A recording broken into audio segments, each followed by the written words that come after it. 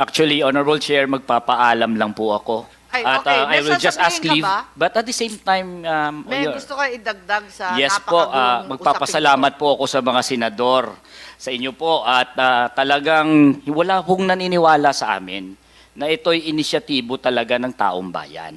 At nagpapasalamat ako sa inyo, mga honorable senators natin, na ito'y na-expose nyo sa taong bayan.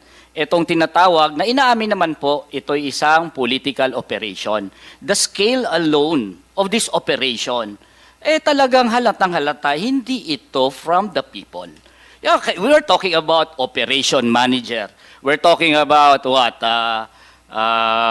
Two-stage. The fact alone that there's a two-stage type, it points to a design. Una muna, people's initiative just to settle whether joint or separate ang voting. Then saka pa yung actual amendment.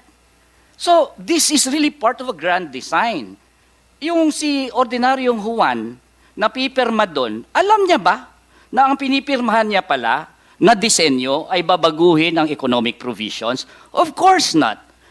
Ibig sabihin, meron pang patutunguhan to, hindi maaring galing sa people yan, Madam Chair.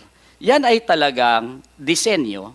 And of course, since it is a political operation, there are politicians behind it.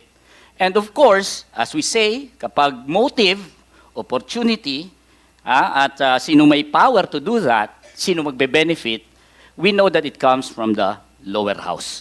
Yan lang po. Maraming salamat po, mga senator, and I ask for leave. Thank you, At sasama po ako ulit sa inyong hearing kung Maraming saan salamat. talagang ang katotohanan ay lumalabas.